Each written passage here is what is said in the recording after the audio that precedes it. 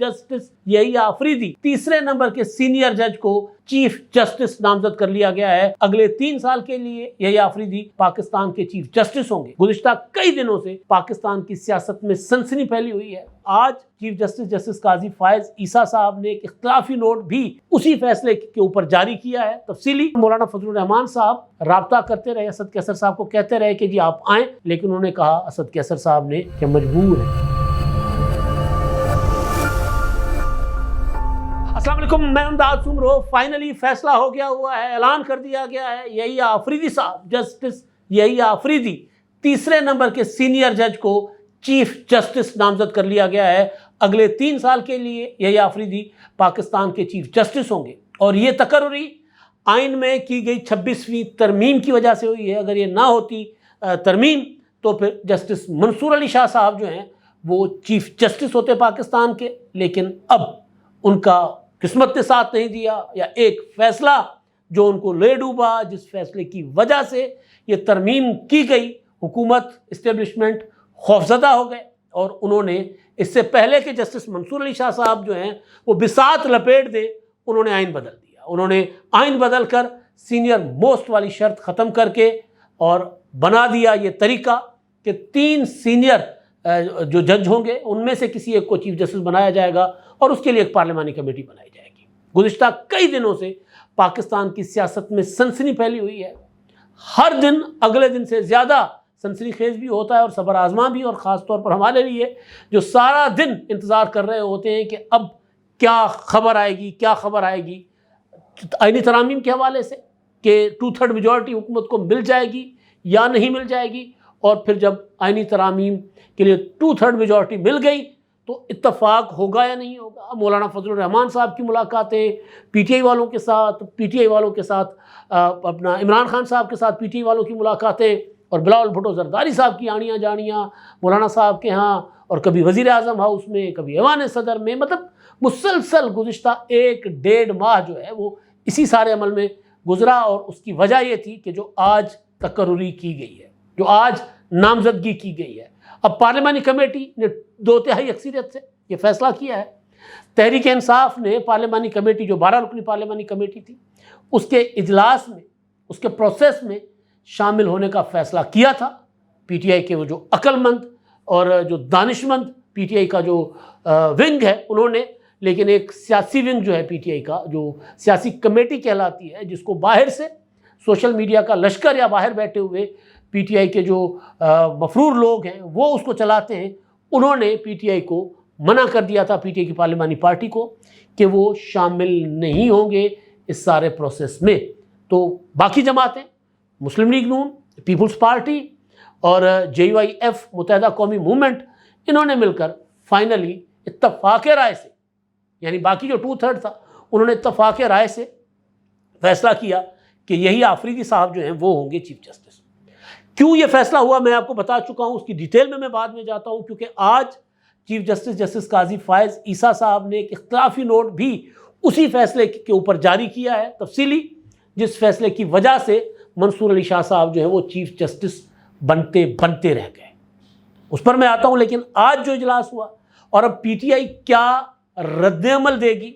ऐलान तो बड़े बड़े किए गए, कहा गया कि हम नहीं मानेंगे, हम अदालत में जाएंगे, हम मुल्क को ब्लॉक कर लेंगे, क्या ऐसा कुछ होगा या नहीं होगा, वो भी मैं आपके सामने रखूँगा। और फिर एक कासिम रूजो साहब जो हैं सेनेटर, जिन्होंने रिज़ाइन कर लिया आज, और वो अपना नेशनल पार्टी के थे, बलूचिस्तान नेशनल पार्टी के, उनकी स्टेटमेंट, वो आते हैं और कहते हैं कि जी मुझे ज़बरदस्ती मेरे से वोट लिया गया, और फिर एक और बयान आता है कि नहीं, वोट ज़बरदस्ती नहीं लिया गया था, वो बयान मेरे से ज़बरदस्ती अख्तर मेंगल साहब ने दिलवाया था। तो इन मामलात पर भी बात करेंगे, लेकिन पहले जिसका इंतज़ार था वो जो मीटिंग होती रही, उस दौरान मैंने अपने कुछ सोर्सेज को मैसेज किए थे जो सारे अमल में शरीक थे, और उनसे मैंने पूछा,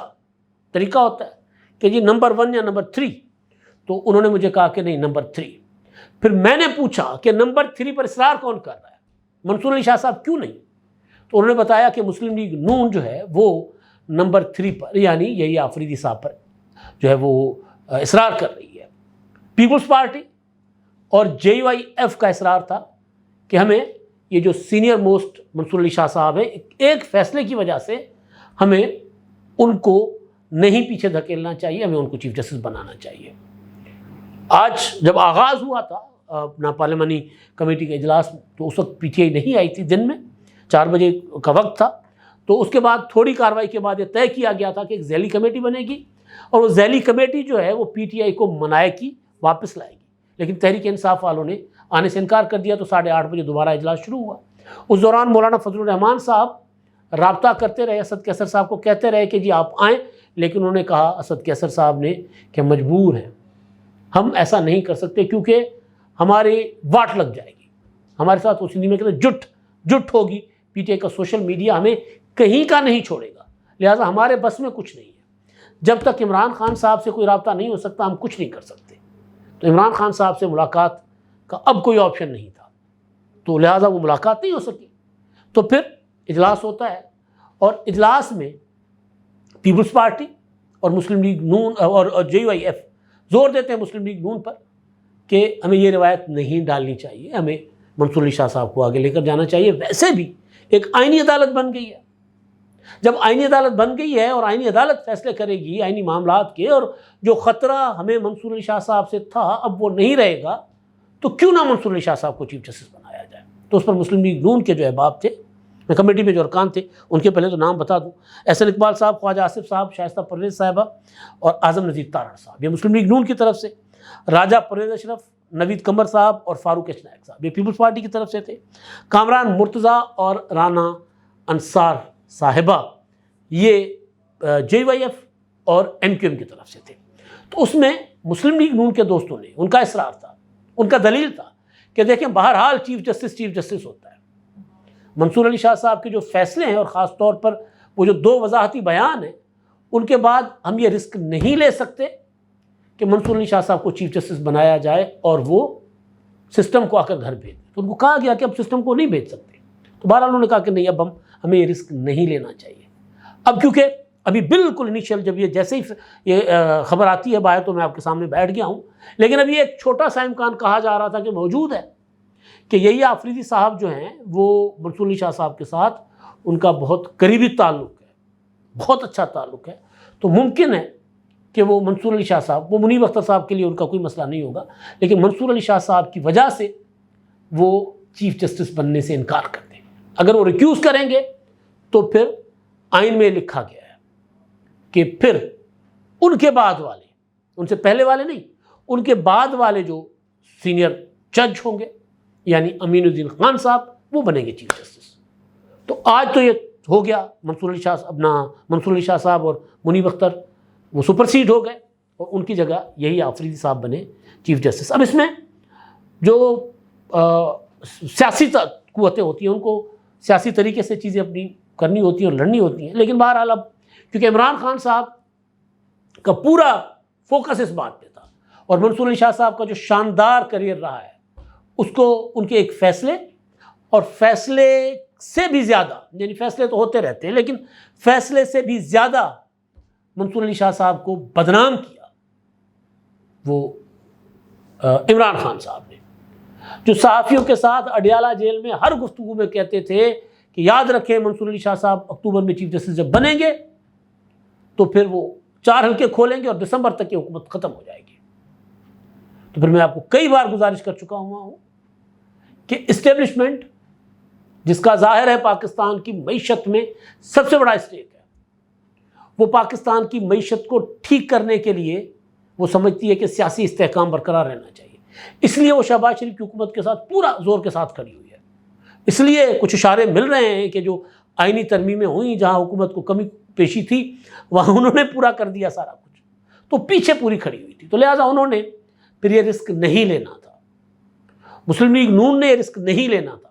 پیپلز پارٹی نے یہ رسک نہیں لینا تھا کہ منصور علی شاہ صاحب چیف جسٹس ہوں اور آئینی معاملات ان کی عدالت میں جائیں۔ لہٰذا اس لیے فیصلہ کیا گیا تھا کہ آئینی عدالت کا جو پرانا معاملہ ہے وہ ہم آگے لے کر آئیں۔ 12 جولائی کا فیصلہ، 12 جولائی سے پہلے بھی آئینی ترمیم کا کہا گیا تھا کہ آئینی ترمیم کی جائے گی، تو 12 جولائی کا فیصلہ اسی وجہ سے آیا کہ حکومت کی 2/3 میجورٹی واپس لی جائے، حکومت کے پاس 2/3 میجورٹی نہ ہو، لہٰذا وہ اس عدالتی اصلاحات کے لیے جو حکومت نے سوچا یا کہیں کوئی چیزیں چل رہی تھیں تو اس کی وجہ سے پھر 12 جولائی کا فیصلہ آیا، اور اس میں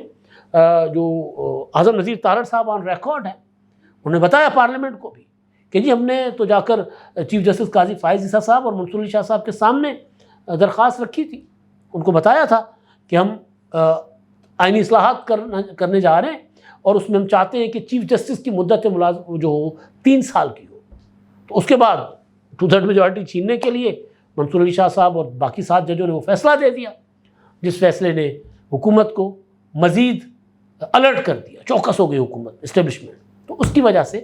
یہ آئینی ترمیم کی گئی، اور ہر صورت کرنی تھی تو ہر صورت کر کے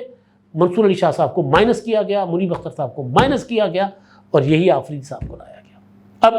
کہا یہ جا رہا تھا کہ جی اگر منصور علی شاہ صاحب چیف جسٹس نہیں بنیں گے تو پھر سپریم کورٹ کے دیگر تمام جج صاحبان، اسلام آباد high court, Lahore high court, Sindh high court, Balochistan high court اور پشاور ہائی کورٹ، یہ سب جج ریزائن کر کے چلے جائیں گے۔ تو کیا اس پر عمل ہوگا؟ علی امین گنڈاپور صاحب نے کل KPK میں پشاور میں کھڑے ہو کے تڑی لگائی، دھمکی لگائی کہ اگر منصور علی شاہ صاحب کو چیف جسٹس نہیں بنایا جائے گا تو ہم پورا ملک بلاک کر دیں گے، اعلان کریں گے تحریک کا۔ تو کیا وہ تحریک چلے گی، اور حکومت اس تحریک کو کیسے دیکھے گی؟ یہ نہیں ہو سکتا کہ یہ فیصلہ اس پر حکومت عمل کرے، یہ آفریدی صاحب چیف جسٹس بن جائیں اور یہ آرام سے ہضم ہو جائے۔ اس کا ریئیکشن ضرور آئے گا، وکلا سے بھی آئے گا، PTI کی طرف سے بھی آئے گا، سول سوسائٹی سے بھی آئے گا، ہر طرف سے آئے گا۔ یہ الگ بات ہے کہ وہ اتنا بڑا ریئیکشن نہیں ہوگا جتنا افتخار چودھری کے لیے آیا تھا، کیونکہ اس وقت ملک میں آمریت تھی، اس وقت بڑی پولیٹیکل پارٹی ساری کی ساری ایک ہی پلیٹ فارم پر تھی۔ اب قوم بھی تقسیم ہے، وکلا بھی تقسیم ہے، اور پارٹیاں بھی تقسیم ہیں، ایک پارٹی ایک طرف ہے، باقی پارٹیاں دوسری طرف ہیں، تو اس طرح کی تحریک تو نہیں اٹھ سکتی۔ لیکن بہرحال اب دیکھتے ہیں آگے کیا ہوتا ہے، لیکن اب کیونکہ پروسیس تو یہ ہوگا کہ یہ اب سفارش ایوان صدر جائے گی، اور جب تک آپ میرا ویلاگ سن رہے ہوں گے تب تک ایوان صدر سے نوٹیفیکیشن جاری ہو چکا ہوگا، اور 27 تاریخ کو، 27 اکتوبر کو، جس دن منصور علی شاہ صاحب نے حلف اٹھانا تھا، اس دن یہی آفریدی صاحب حلف اٹھائیں گے اگر انہوں نے انکار نہ کیا تو۔ کہنے میں تو یہ بھی کہا جا رہا تھا کہ جناب منصور علی شاہ صاحب کو ججز خود ہی چیف جسٹس بنا دیں گے، ایک الگ سے سپریم کورٹ بنے گی۔ اس کا امکان کم نظر آ رہا ہے۔ ممکن ہے وکلا کوئی اتنا تگڑی طاقت بن جائے، کوئی تحریک اٹھ جائے، اور اس کے بعد کہا جائے کہ جناب ہم سپریم کورٹ کو بھی نہیں مانتے، ہم آئینی عدالت کو بھی نہیں مانتے جو بھی بننی ہے، اور پھر ایک صورتحال کچھ ڈفرینٹ ہو۔ تو لہٰذا یہ نہیں ہے کہ جی کوئی بحران ٹل گیا ہے، جو بحران منصور علی شاہ صاحب کے آنے سے سمجھا جا رہا تھا، چیف جسٹس بننے سے، کہ وہ ملک کو کھا جائے گا، نگل جائے گا، وہ بحران تو خیر سائڈ پہ ہو گیا، لیکن ایک نیا بحران، ایک اور دریا کا سامنا، منیر ریاضی نے کہا تھا نا کہ ایک اور دریا کا سامنا تھا مجھ کو منیر، میں ایک دریا سے پار اترا تو میں نے دیکھا، الٹا میں نے پڑھ لیا، لیکن یہی ہے کہ ایک اور بحران پاکستان میں آ سکتا ہے اگر تدبر کے ساتھ حکومت نے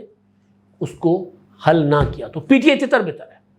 اس میں کچھ نہیں ہے، اس پر PTI کا شرازہ بکھر چکا ہے۔ میں کل صبح کے ولاگ میں وہ آپ کو ساری کہانی بتاؤں گا کہ وہ کیا ہے۔ اب میں آتا ہوں جناب سینیٹر قاسم بھونجو صاحب، انہوں نے ووٹ کیا تھا، BNP مینگل سے تھے وہ، انہوں نے اور ان کی ایک ساتھی تھیں سم تھنگ احسان صاحبہ، انہوں نے ووٹ کیا تھا، لیکن بھونجو صاحب نے آج ریزائن کر دیا، اور ریزائن کرنے کے بعد پھر اختر مینگل صاحب کے ساتھ انہوں نے پارلیمنٹ میں پریس کانفرنس کی مختصر۔ انہوں نے کہا کہ جی مجھے تو زوراور لے گئے تھے، ایسی جگہ پہ رکھا گیا تھا جہاں مچھر تھے، اور میں بیمار ہوں، مجھے ڈائلسس پر ہوں، تو مجھے بیمار ہوا تو اسپتال لے گئے ڈائلسس کے لیے، پھر ملیریا ہوا مچھر کاٹنے کی وجہ سے تو پھر مجھے اسپتال لے گئے، بڑے مہربان بھی تھے۔ اس طرح کا بیان ظاہر ہے انہوں نے آئینی ترمیم کے اس پروسیس کو، جو سوال الزام لگائے جا رہے تھے، ان الزامات کو ایک ثبوت فراہم کر دیا۔ پھر کچھ دیر کے بعد ان کا گھر سے ویڈیو بیان جاری ہوتا ہے، جس میں وہ کہتے ہیں کہ جی مجھے زبردستی میری پارٹی کے سربراہ لے گئے تھے پریس کانفرنس کرنے۔ ان کے بیٹے کا بھی ایسا ٹویٹ آیا، ایسا بیان آیا کہ ان کو زبردستی لے جایا گیا تھا بیان دینے، وہ زبردستی ووٹ دینے نہیں گئے تھے، بیان ان سے زبردستی دلوایا گیا تھا۔ وہ بھونجو صاحب کا یہ اپنا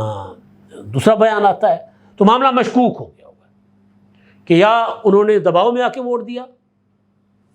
اور پھر پریس کانفرنس کر لی ووٹ دینے کے بعد، ریزائن کرنے کے بعد، پھر دباؤ آیا، انہوں نے ایک ویڈیو بیان جاری کر دی، یا پھر واقعی اختر مینگل ان پر دباؤ ڈال رہے۔ لیکن بہرحال دونوں صورتوں میں یہ کوئی اچھی نظیر نہیں ہے، کوئی اچھی چیز نہیں ہے جمہوریت کے لیے۔ اس کو انویسٹیگیٹ ہونا چاہیے، اور اس کی تحقیقات ہونی چاہیے۔ ہم امید کرتے ہیں کہ جو پارلیمنٹ نے، کیونکہ پارلیمنٹ جو ہے وہ ہوتا ہے اجتماعی شعور، تو اجتماعی شعور نے جو فیصلہ کیا ہے، جو آئینی بینچ بنانے کا، چیف جسٹس کے طریقہ کار کو تبدیل کرنے کا اور اختیار پارلیمنٹ کو دینے کا، اس سے خیر ہی نکلے۔ ویسے بھی اجتماعی شعور سے جو فیصلے ہوتے ہیں ان سے خیر ہی نکلتی ہے۔ یہ جو آمریتیں تھیں ہماری، کبھی جنرل آمریت لگا دیتا تھا اور کبھی جج آمریت لگا دیتے تھے، تو یہ آمریتیں اس عمل سے ختم ہو، کیونکہ جو گٹھ جوڑ تھا ججز اور جرنیل کا پارلیمنٹ کی 26ویں آئینی ترمیم سے، وہ ٹوٹے گا۔ لیکن اب دیکھتے ہیں کہ اس پر عمل درآمد سموتھلی ہوتا ہے یا اس کا رد عمل آتا ہے۔ اب تک کے لیے اتنا ہی۔ اللہ